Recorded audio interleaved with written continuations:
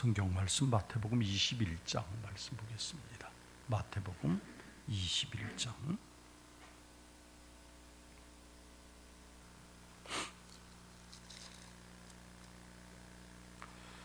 1절부터 11절까지 말씀을 우리 교독을 하겠습니다. 그들이 예루살렘에 가까이 가서 감람산 벳바가에 이르렀을 때에 예수께서 두 제자를 보내시며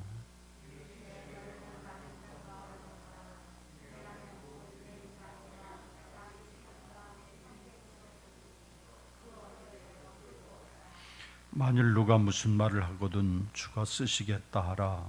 그리하면 즉시 보내리라 하시니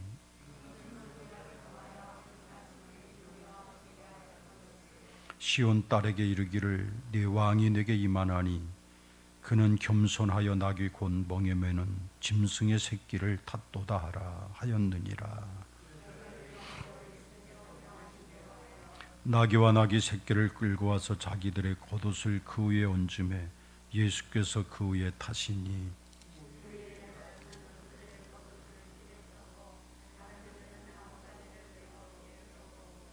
앞에서 가고 뒤에서 따르는 무리가 소리 높여 이르되 호산나 다윗의 자손이여 찬송하리로다. 주의 이름으로 오시는 이여 가장 높은 곳에서 호산나 하더라.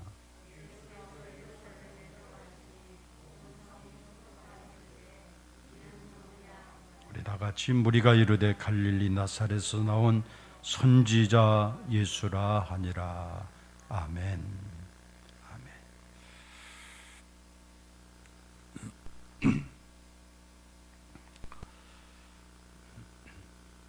우리가 신앙생활 하면서 전제돼야 될 한 가지가 뭔가 하면은 우리가 당하고 있는 문제는 환경의 문제가 아니고 마음의 문제라고 하는 것이죠. 항상 우리의 마음이 문제이지 환경이 문제되는 것은 아닙니다. 즉 마음의 문제이고 또 하나는 믿음의 문제인 것이죠. 우리가 살면서 사탄은 우리를 늘 약하게 만듭니다. 우리 마음을 나약하게 만들고 또 우리가 스스로 포기하게 만들고 또 우리의 삶을 스스로 내려놓게 만드는 것이 사탄의 계략이지요. 그래서 우리는 항상 담대함을 갖는 신앙을 가져야 합니다. 담대해야 돼요. 그래서 우리가 신앙생활하면서 무엇보다도 중요한 것은 그 믿음의 척도가 얼마나 담대하냐, 이게 굉장히 중요합니다. 그래서 담대하게 살아가고 담대함으로 나가는 것이 얼마나 중요한 것인지 몰라요. 왜냐하면 마귀는 시시각각으로 우리를 위협하고 우리를 넘어지게 만들고 우리 마음을 굉장히 나약하게 만들어요. 그래서 절망의 나락으로 떨어지게 만드는 것이 사탄의 계략이죠.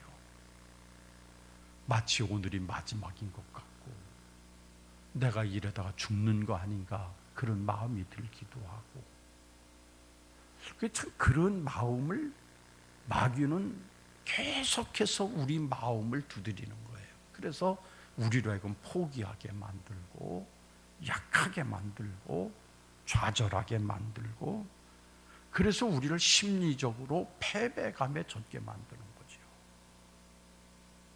스스로가 무너지게 만드는 것이 마귀의 계략이에요.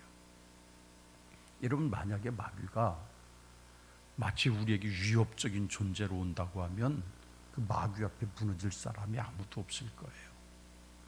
근데 마귀는 우리에게 그런 모습으로 다가오는 것이 아니라 어떤 때는 도와주는 자처럼, 어떤 때는 우리의 친구처럼, 어떤 때는 나의 위로자처럼 다가와서 우리로 하여금 스스로 내려놓게 만들고 스스로 포기하게 만들고 패배감에 깊이 물들어 버리게 하고 나의 약한 모습을 그것만 보게 한다는 말이에요.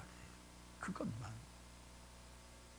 그래서 자꾸 환경만 보게 만드는 거예요. 자꾸 환경만 보게 만들고, 우리로 하여금 자꾸 넘어지고 쓰러지게 만듭니다. 그래서 성경은 우리에게 특별히 여호수아서 말씀 같은 경우를 보면은 강하고 담대하라고 하는 말씀을 계속하시죠. 너희는 강하고 담대하라. 내가 다시 말하노니 강하고 담대하라. 그래서 하나님의 백성들에게 있어서 가장 중요한 것은 강하고 담대한 마음이 참 중요해요. 그래서 우리는 환경을 바라보지 말고 눈을 들어 하늘을 바라보고 사람을 바라보는 것이 아니라 하나님을 온전히 바라보는 그런 믿음을 갖고 사셔서 여러분의 믿음은 늘 승리하는 믿음, 그 믿음을 소유하시기를 주님의 이름으로 축원합니다. 그래서 신앙생활을 할 때 뜬구름 잡는 것처럼 하지 마세요. 그냥 뜬 저 구름 잡는 것처럼 허공을 치는 것 같은 믿음이 아니라 우리는 환경 속에서 좌절하고 낙심하지 말아요. 마귀는 항상 덫을 만들어 놓아서 우리로 하여금 좌절하게 만든다는 말이에요. 그러나 하나님은 우리에게 그렇게 반대로 말씀하셔요. 너 강하고 담대하라. 내가 살아있으니 강하고 담대하라.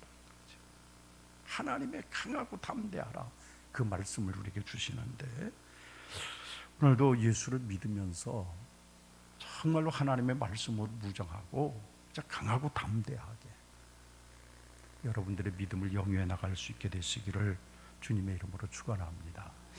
오늘 본문 말씀은 제가 몇 번 본문을 정해놓고 설교했던 그런 내용들이죠. 예수님께서 그 벳바게라고 하는 곳, 즉 감람산 부근에 있는 그 벳바게라고 하는 곳에서 예루살렘으로 들어가실 때의 광경입니다. 그런데 이 광경을 통해서 참 많은 것들을 우리를 깨닫게 해주시는 그런 교훈이 이 속에 담겨져 있어요. 이런 감람산 부근의 감람산이 그 예루살렘 앞동네 쪽에 있는데 한 4km 정도 떨어져 있는 거리입니다.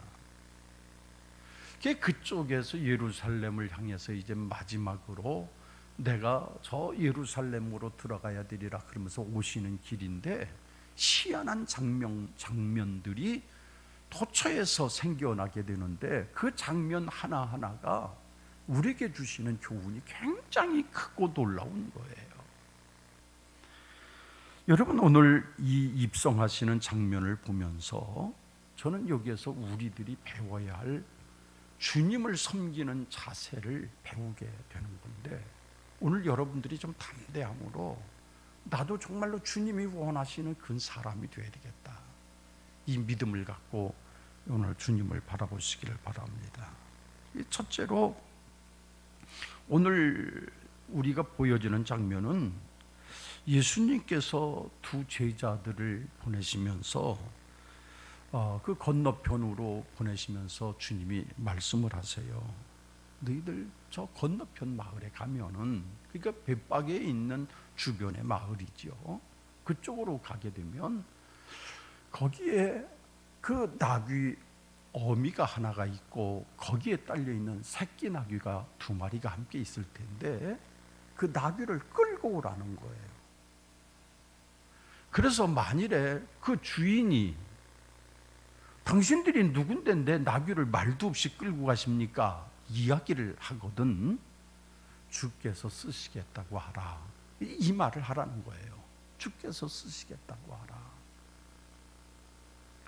여러분, 참 얼마나 좀 이상하지 않아요? 주님의 양심이 좀 그런 것 같지 않아요? 아니, 남이 힘껏 해서 길러놓은 나귀 새끼를 그걸 끌고 오라는 거예요. 그러니까 얼마나 그 좀 마음속에 좀 그렇지 않겠습니까? 그러면서 제자들을 2명을 그 마을로 보내신 거예요. 여기에서 우리는 좀 비상식적인 모습을 보기도 하죠. 주님께서 남이 귀하게 길러놓은 나귀를 그냥 끌고 오라니, 이 주님께서 왜 이러실까? 그럴 마음도 있지만 여기에 중심으로 맞춰지는 포커스가 뭐냐 하면은 여기서 나귀의 모습이에요. 여러분 당나귀 아시죠? 당나귀가 우리나라에는 그렇게 흔한 짐승은 아니지만 이 당나귀가 많은 짐들을 싣고 다닙니다. 그래서 자기 등치에 비해서 정말로 과도할 만큼 짐을 지고서도 잘 가는 것들이 이게 당나귀예요. 근데 참 보기에는 다리도 짧고 그리고 모습도 참 뭐 그래요. 송아지 좀 뭐 큰 것처럼 그 정도 되고 아주 뭐 거스렁한 게 모양도 없어요. 그런데 이 당나귀 참 볼품이 없고 어쩌면은 이 말처럼 용맹스럽고 말처럼 좀 뛸 수도 있고 그런 것이 아니라 이 당나귀는 정말로 하찮고 보잘것없는 짐승입니다. 그런데 하찮고 보잘것없는 짐승인데도 주님이 쓰시겠다고 하니 그 당나귀가 존귀한 자가 되기 시작하는 거예요. 얼마나 존귀했습니까? 여러분, 예루살렘에 들어갈 때 예수님께서 새끼 당나귀를 타시지 않았습니까? 그 당나귀를 타고 들어가시는데 사람들이 어떻게 영접해요? 주님을 호산나 그 하나님의 아들이라고 영접하면서 어떻게 해요? 그 타고 가고 있는 지금 당나귀가 가는 길에 자기들의 옷을 벗어서 쫙 깔아줍니다. 그 당나귀를 그때부터 당나귀가 짐을 싣고 저 산골짜기나 저 험한 길을 가는 당나귀가 아니라 이제는 사람의 옷을 짓밟고 갈 만큼 당나귀가 존귀함을 받았단 말이에요. 여기에서 우리는 뭔가 하나님의 우리에게 주시는 힌트를 좀 얻었으면 좋겠어요.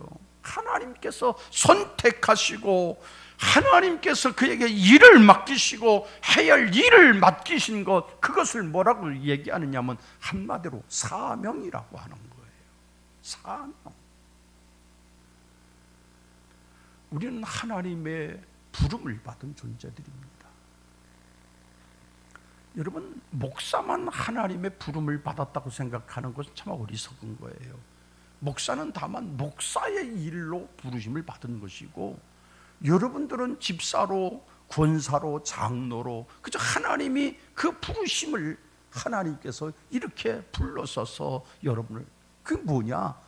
하나님이 부르셨다고 하는 소명이라고 부릅니다. 내가 주님 앞에 나간 것 같지만 하나님이 나를 부르셨다. 소명이래. 그 소명을 깨닫고 내가 주님의 일을 감당해야 되겠다고 그 소명 앞에 아멘하고 그 소명 앞에 그렇습니다 고백하면서 나가는 게 뭐냐? 사명이. 그게 붙잡는 게 사명이에요. 우리는 때때로 소명은 잘 알아요. 하나님께서 나를 부르셨다고 하는 것은 이제 하도 많이 이야기를 들어서인지 그것은 깨닫습니다. 많이 알고 있어요. 그래서 영어로는 콜링이라고 그러잖아요. 하나님이 나를 불러내셨다는 거예요. 성도라고 하는 개념도 하나님이 나를 불러내셨다, 이게 성도예요. 불러내심을 받은 자가 성도란 말이에요. 그러니까 하나님이 나를 그 수많은 사람들 가운데 불러내셔서 하나님께서 나를 이끄셨다. 내가 병들어서 주님께 나온 것 같고, 내가 어려워서 나온 것 같고, 외로워서 나온 것 같고, 내가 주의 축복을 받으려고 나온 것 같지만, 그러나 가만히 따지고 보니까 하나님이 나를 부르시는 과정일 뿐이지 하나님이 부르신 것 주체는 하나님이셨단 말이에요. 그게 하나님이 당신의 백성으로, 당신의 종으로 우리를 불러내 주셨습니다. 그런데 여기에 머물러 있으면 아무 의미가 없는 거죠. 하나님이 나 불러내셨으니까 뭐 이게 아니에요. 불러내심을 받은, 소명을 받은 하나님의 백성들은 그때부터 뭐를, 사명을 갖게 되는 겁니다. 자, 여러분, 우리가 보통 한 나라에서 우리가 대한민국 국민이라고 그러잖아요. 국민에게는 뭐가 있는가 하면 의무가 있고 권리가 있어요. 그래서 내가 어디를 나가서 무슨 일을 당하면 금방 대사관에서 쫓아와요. 정부가, 이 국가가 국민을 위해서 보호해야 할 책임이 있어요. 당연히 책임이 있는 거예요. 그럼 책임만 있다고 해서 정부를 향해서 막 그냥 혼자서 막 하면 그것도 안 되잖아요. 우리는 어떻게? 국가에 대해서 부담을 해야 할 책임이 있는 거예요. 남자는 군대를 가야 할 책임이 있고, 돈을 벌면 정부에 세금을 내야 할 책임이 있고, 이런 책임을 우리는 동반하고서 책임과 더불어 권리를 갖는 거죠. 그렇잖아요. 내가 아무것도 하지 않고 세금 한 푼 안 내면서 나는 대한민국 국민이라고 나를 위해서 그러면 안 되잖아요. 책임이 있으면 권리가 있고, 권리가 있으면 책임이 있는 것처럼 똑같단 말이에요. 그래서 이 사명감이라고 하는 것은 하나님이 나를 부르셨기 때문에 나는 하나님의 일을 알고 그 하나님의 일을 감당하는 거예요. 이게 뭐냐? 사명감이라고 하는 거예요. 사명감. 그래서 예수를 믿는 사람들은 반드시 사명감을 가지고 있는 겁니다. 사명감을 가지고 있는 거예요. 근데 나는 난 사명은 몰라. 그건 힘들고 모르니까 나는 하나님이 부르신 것만 알고 아니야 여기에 머물러. 그러면 그건 반쪽 신앙인 거예요. 우리에게 있어서 참 중요한 부르심은 사명감을 가지라는 거예요. 너희는 사명자라는 거예요. 여러분, 하나님께서 오늘 여러분을 부르셨습니다. 여러분들을 부르셔서 우리 하늘정원 교회 여러분들을 모으시고 하나님께서 여러분과 함께 예배를 하는데, 이 예배함을 하나님이 그냥 받고 우리는 드리는 관계가 아니고, 우리는 하나님의 부르심에 나의 사명을 발견해야 되는 거예요. 오늘은 내가 하나님 앞에 나가서 무엇을 할까? 그래, 나는 오늘 안내위원으로, 그래, 나는 오늘 주님 앞에 드려진 헌금을 정리해서 제단에 봉헌하는 일로, 아니 나는 오면서 여기저기 이런저런 내 육체가 좀 엎드리기도 하고 내가 좀 힘들기도 하지만 그 일을 하는 것으로 내 사명을 각각 깨닫고 하는 거예요. 사명을. 저는 목사로서 주일날 오신 여러분들에게 하나님의 말씀을 대신 증거해 주면서 하나님께서 오늘 우리에게 들려주시는 말씀을 전하면서 이것이 내 사명으로 알기에 이것을 소홀히 하게 되면 안 되잖아요. 각각의 우리는 사명이라고 하는 것을 다 가지고 있는 거예요. 사명은 쉽지 않습니다. 이 사명이라고 하는 것은 어떤 때는 내가 사명을 감당하지 않으면 내 신앙이 부실하게 되고 기초가 부실하게 돼서 흔들리기도 쉽고 고난 중에서 넘어질 수도 있는 거예요. 그래서 사명을 붙들고 산다는 것이 얼마나 힘들고 어려운지 몰라요. 그럼에도 우리는 사명을 가져야 되는 거예요. 특별히 사명감은 참 부담스러운 일일 수도 있습니다. 참 그렇지 않겠어요? 부담스러울 수도 있어요. 여러분, 나귀가 오늘 이 본문 말씀을 자세히 보면 그 새끼 나귀를 타신 거예요. 새끼 나귀를 타셨어요. 그리고 예수님의 그 어떤 전승에 의하면은 예수님을 본 사람들은 없어요. 예수님의 기록도 남기지 않으셨어요. 지금 뭐 예수님의 모습을 우리는 상상할 수밖에 없어요. 예수님의 초상화라고 그려져 있는 그림은 예수님의 진짜 모습이 아니고 상상 속에서 지은 그런 것이죠. 그 예수님이 어떻게 생기셨을까? 뭐 예수님의 흔적조차를 우리는 발견을 하나도 남기질 않았어요. 옷자락 하나 남기질 않으셨어요. 여러분, 여기에 보면은 참 주님이 무엇을 원하시는가를 알 수 있어요. 예수님께서는 옷자락 하나 남기지 않으셨단 말이에요. 왜? 만약에 예수님이 걸치셨던 옷자락 하나만 남아있어도 사람들은 거기다 대고 우상숭배처럼 하고 난리 날 거예요. 주님이 그걸 아시는 거예요. 하나 흔적을 안 남기셨어요. 정말로 아무것도 남기지 않으셨어요. 그래서 예수님께서 참 하신 것을 보면은 정말로 놀랍게도 하나하나 예수님은 계획하신 것이 있고 그러시죠. 그래서 예수님께서 오늘 이 벳박에서 하셨던 일들을 보게 되면은 이 나귀 새끼에게서 사명감을 알게 하셨던 거예요. 그를 통해서 그 예수님 그 전성을 말씀드렸습니다마는 그 예수님의 키가 한 190 정도 되는 분이시다, 이렇게 전성에서는 기록을 해요. 그러니까 등치가 꽤 있으시잖아요. 그 190cm 되는 그분을 어린 나귀 새끼가 그 큰 청년을 등에다 짊어지고 얼마나 부담스럽고 얼마나 힘들었겠습니까? 얼마나 힘들었겠어요. 그럼에도 나귀는 묵묵히 그 190 정도 되는 예수님을 싣고 묵묵히 앞을 향해서 예루살렘을 향해서 가고 있는 거예요. 이게 뭐냐? 이게 사명이에요. 오늘 하나님 앞에 나오는 여러분들은 사명 잊어버리면 안 됩니다. 때로는 내게 부담스러울 수 있어요. 이 사명이 때로는 내게 힘겨울 수도 있어요. 이 사명이 내게는 너무나 어려운 숙제일 수도 있어요. 그러나 내게 주신 사명을 우린 조금도 벗어나서는 안 됩니다. 여러분, 우리가 잘 아는 바울 사도는 어떻습니까? 그는 고난을 당할 때 고난을 비극으로 보지를 않은 거예요. 절대로 고난을 비극으로 보지를 않았습니다.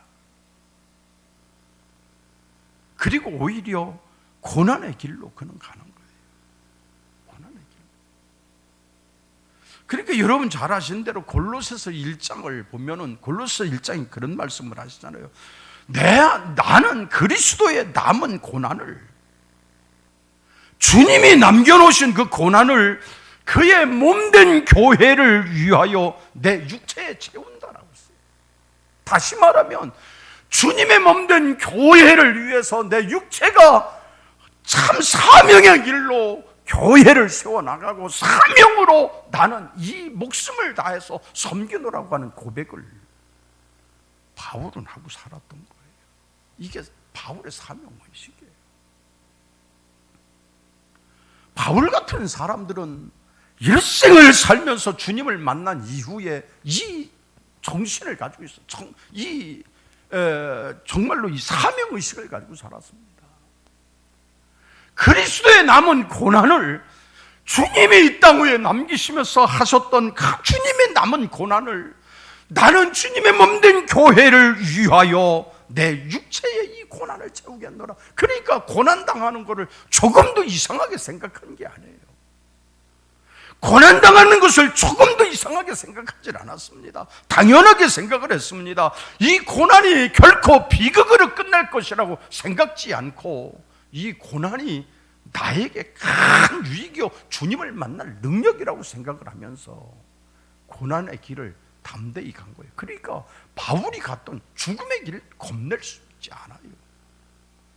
내 앞에 환란이 기다리고 수없이 매가 기다리고 수없이 나를 환란 가운데 넘겨준다고 해도 나는 조금도 두려워하지 않는다는 거예요. 뭐 어떻게? 나는 그러기 때문에 담대할 수 있다는 거지요. 이게 바울이 살아가는 그런 사명의식이 있기 때문에 그래요. 사명의식 때문에. 오늘 우리는 사명의식을 가지고 살아가야 되죠. 사명의식 가지고 살아가야 돼요. 두 번째로는 오늘 이 본문 말씀을 통해서는 우리가 그 주님의 그 모습을 바라보면서 평생 감당해야 할 겸손을 배워야 돼요. 겸손. 보통 이 장군들, 장수들이 전쟁을 치르고 승전가를 부르면서 개선에 들어올 때는 말을 타고 들어오지요. 말을 타고 들어옵니다. 근데 주님은 말을 타신 것이 아니라 어린 나귀 새끼를 타신 거예요. 그죠? 그 어린, 정말로 한 번도 사람을 태워보지 않았던 나귀 새끼를 타고 오셨습니다. 여러분, 말이라고 하는 것은 뭘까요? 말은 힘과 전쟁을 상징하는 거예요. 그래서 말이라고 하는 것은 힘을 상징하고 전쟁을 상징하지만 이 나귀는 겸손을 상징하는 거예요. 못생겼고 다리도 짧고 금방 연약해서 쓰러질 것 같고, 그런데 그 평화를 상징하고 겸손을 상징을 합니다.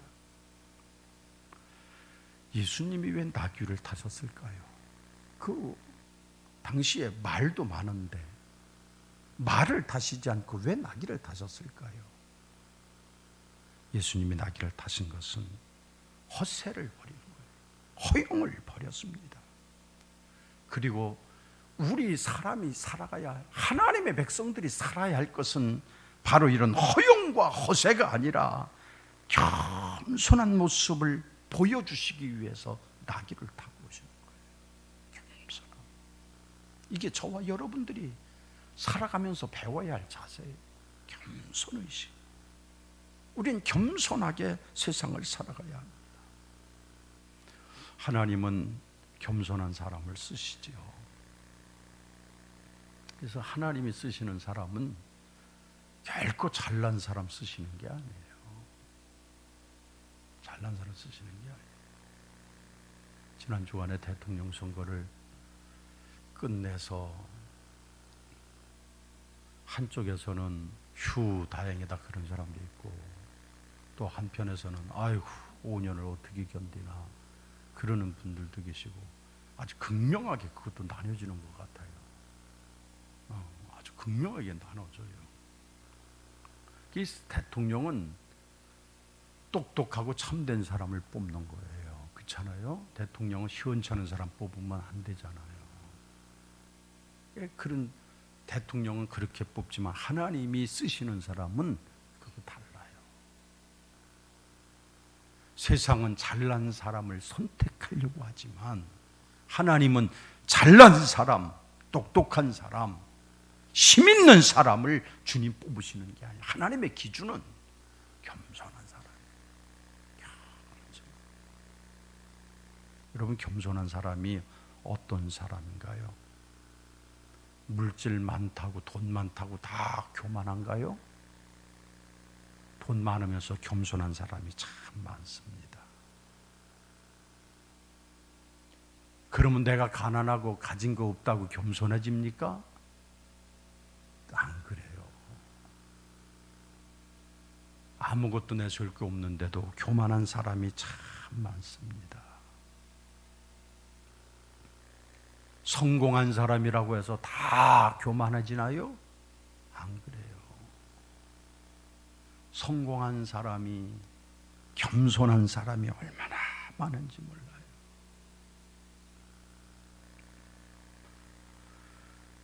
제가 참 한번 그런 분을 본 적이 있는데, 제 목회를 하면서 그 교회 출신이신데 해운회사의 큰 회사의 회장님이셔서 자기 고향을 찾아서 1년에 한두 번씩을 오시는 분이에요.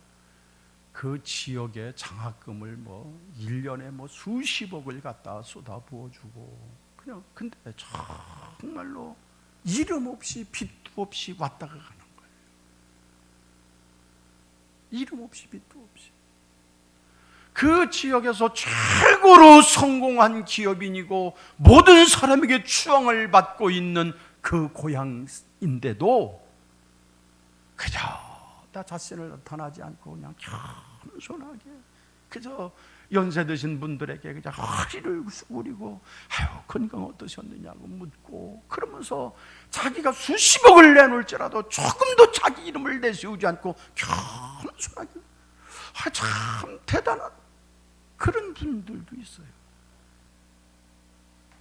여러분, 실패한 사람 중에서도 참 교만한 사람이 많습니다. 깨닫지 못하고 끝까지 교만한 사람이 얼마나 있는지. 외적으로는 정말로 판단하기 어려운 거예요. 근데 우리가 한 가지 깨달을 수 있는 것은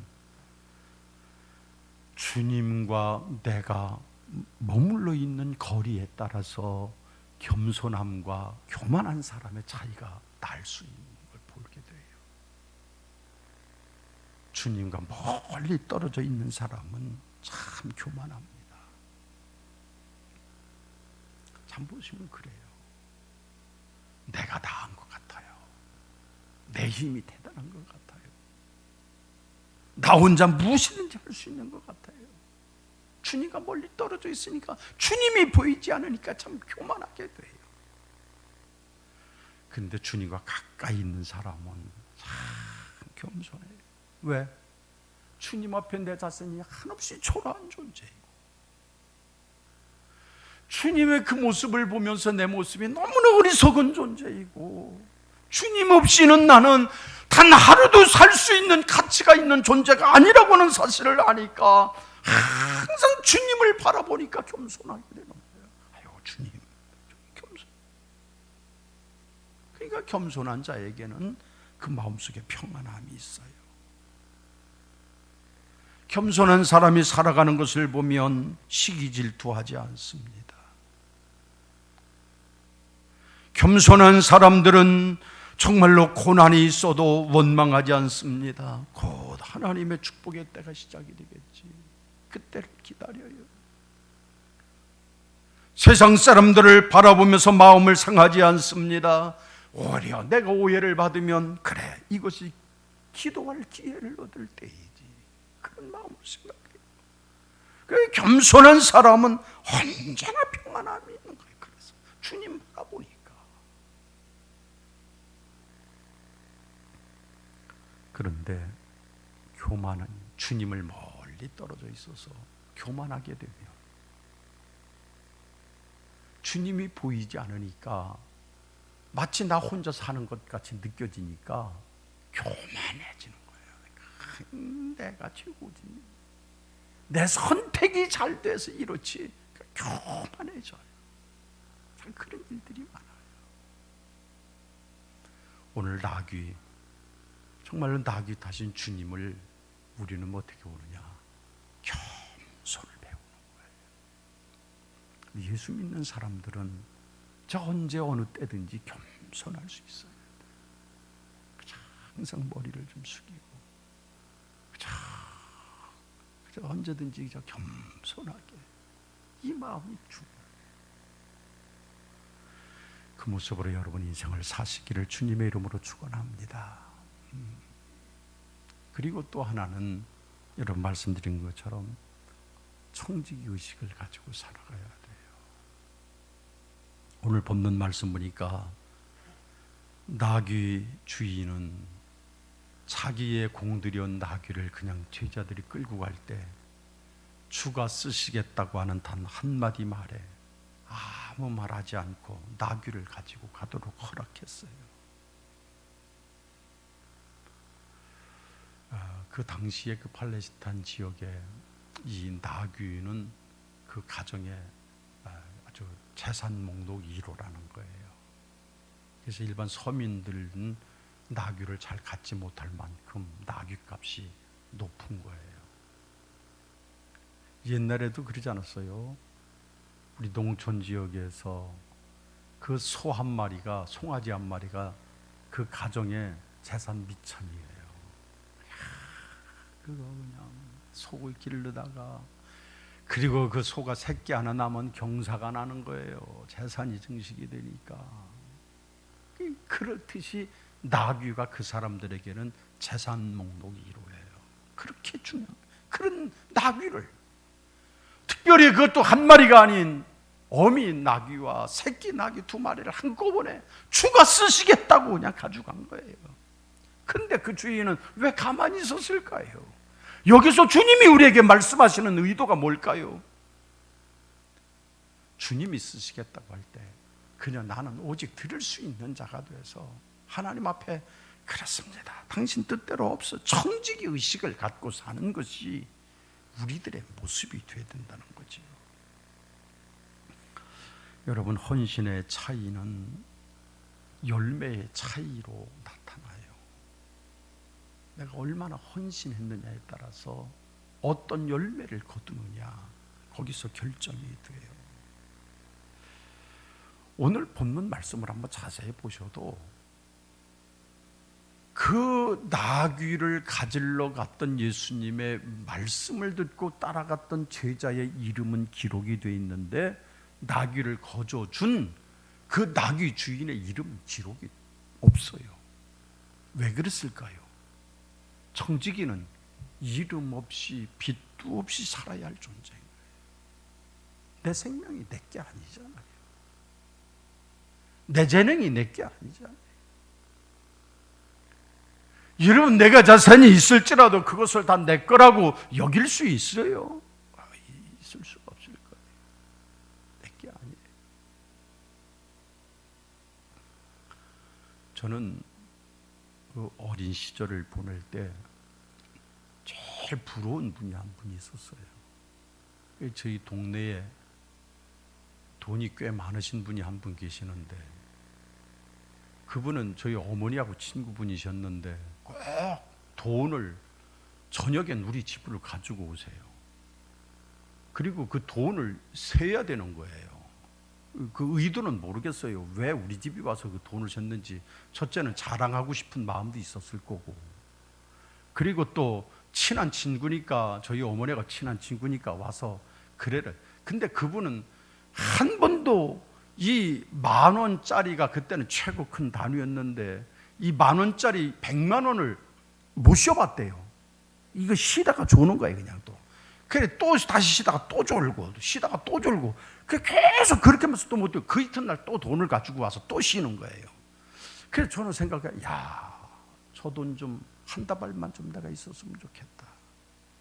어린 때도 그런 생각이 들어요. 돈이 그렇게 많아. 근데 제가 이야기를 듣는데 그 아주머니가 나이도 많고 그러다 보니까 당신은 다 모아서 그렇게 해서 정말로 돈다발을 들고 다니면서 모으셨는데, 그 아들은 저하고 동갑내기 아들이 하나가 있었는데 그 아들이 야금 빼가더니 다 빼가지고서 결국은 딸네 집에 가셔서 그냥 세상을 마지막 끝내시고 말았다고 하는 얘기를 제가 듣고서, 아이고 그래 내게 아무것도 없구나, 내게 아무것도 없구나, 이 생각이 얼뜻 들더라. 내게 어디 있어요? 다만 우리는 청지기인 거예요. 청지기. 정말로 주님께서 쓰시겠다고 하면 주님 당신 뜻대로 하사이다 고백할 수밖에 없는. 그래서 이 청지기 의식을 가지고 살 때 우리는 뭐냐면은, 이 내가 청지기로 헌신하는 영적인 가치와 그 축복의 열매, 이런 것들과는 얼마나 비례가 되는지 몰라요. 그래서 그런 하나님이 주시는 영적인 가치가 세상에서 우리가 이것들을 포기하고 주님 앞에 드릴 때 세상 사람들은 우리를 손가락질하지만, 그러나 그것과는 정반비례해서 세상에 칭찬이 많으면 하늘에 칭찬이 적고, 세상에 칭찬이 놀랍게 많으면 하늘의 칭찬은 형편없이 줄어드는 것. 그래서 주님은 항상 그러시잖아요. 주님께서는 항상 그래요. 오직 모든 일을 하면서 주님께서는 은밀하게 할 것을 말씀하는 거예요. 그 이유가 거기에 있는 겁니다. 그래서 우리는 늘 청지의식을 가지고 내 것이 아니라 하나님께서 내게 맡기셨다, 이런 의식을 가지고 한 걸음 한 걸음 겸손하게 살아가는 여러분들이 되시기를 주님의 이름으로 축원합니다. 마지막 하나는 십자가 의식이에요. 십자가. 저는 금년도 우리 교회 비전 표어가 십자가의 도라고 하는 거예요. 십자가의 도. 세상 사람들에게는 그것이 참 미련해 보이나 그리스도 안에 있는 우리에게는 그것이 하나님의 능력이 된다고 그랬어요. 다시 말하면 내가 자랑할 것도 십자가이고, 내가 붙잡아야 할 것도 십자가의 도이고, 내 인생의 최고 중요한 것이 항상 십자가의 도라고 하는 것을 벗어나서는 안 되기 때문에 이것이 세상 사람들이 보기에는 미련해 보이지만 이것을 하나님을 믿는 우리에게는 하나님의 능력이 됨을 알기에 우리는 결코 포기할 수 없는 것이 이 십자가의 도라고 하는 것이지요. 여러분, 십자가는 뭡니까? 때때로 우리는 무거운 십자가를 져야 할 때가 참 있습니다. 예수님께서 아까도 말씀드린 대로 아주 기골이 장대하신 분이신데 그 예수님이 타셨을 때 그 어린 나귀는 그 무거운 예수님을 싣고서 갈 때 얼마나 부담스러웠겠습니까? 이것이 내가 져야 할 십자가인 거예요. 이것이 내가 져야 할 십자가. 사르밧에 사는 과부는 그 하나님의 종이 와서 이야기를 합니다. 마지막 기름통에 기름을 다 쏟고 그리고 마지막 밀가루통에 밀가루 다 쏟아서 전병을 구우면서 자, 그러면서도 이것을 당신께 드리나이다. 엘리야 선지자에게 그것을 갖다 드려요. 여러분, 정말로 그것까지만 남은 자식에게도 주고 내가 죽기 전에 마음껏 먹어보기도 하고 그러지 않겠어요? 그럼에도 불구하고 그 사람 여인은 그것을 마다치 않고 이것을 그 엘리야에게 드리면서 모든 것을 드리면서 내가 이렇게 할지라도 나는 정말로 무거운 당신을 섬기는 무거운 십자가일지라도 묵묵히 그 일을 감당할 때에 하나님은 그에게 엄청난 축복을 주시지 않습니까? 오늘 우리에게는 무거운 십자가가 참 많이 있습니다. 참 십자가가 있습니다. 오늘 교회에 하나님의 종들에게 가장 필요한 것은 십자가를 지는 사람입니다. 오늘 진짜 제자는 제자 훈련 받은 사람이 제자가 아니에요. 1과부터 22과까지 공부했다고 해서 제자가 아니에요. 제자는 십자가를 지는 사람이 제자예요. 내게 주신 십자가를 지는 거예요. 그것이 주님께서 우리에게 요구하시는 십자가 지는 삶임을 기억하셔서 우리가 예수를 믿으면서 항상 십자가 의식을 기억하시고 나는 청직이라고 하는 의식을 기억하세요. 청직의 의식을. 그 다음에 마지막까지 그저 겸손하게 허리를 동고 겸손한 모습으로 그리고 내게 주신 사명을 끌어안고 사셔서 여러분 쓰임받는 하나님의 종들, 하나님의 백성이 되셔서 이 땅 위에 가장 주님이 기뻐하시는 아름다운 성도가 되시기를 주님 이름으로 축원합니다. 기도하십시오. 하나님, 오늘도 벳바게에서 예루살렘으로 입성하시기 준비하시는 주님의 모습을 보면서 우리가 그 주님의 놀라운 교훈을 받습니다. 나는 정말로 주님 앞에 나는 십자가를 져야 할 자요. 나는 청직이요. 그리고 나는 사명을 가지고 살아야 할 자요. 겸손함으로 살아야 할 자임을 말씀을 통해서 깨닫습니다. 우리에게 그 길을 걸어가게 하시고 이 십자가의 길을 온전히 한 걸음 한 걸음 걸어갈 수 있는 참 믿음의 종들이 되게 하여 주옵소서. 세상에서 박수 쳐주는 길이 아니라 어렵고 힘들어도 주님이 기뻐하시는 그 길을 향해 가게 하옵소서. 예수님 이름으로 간절히 기도 올려옵나이다. 아멘.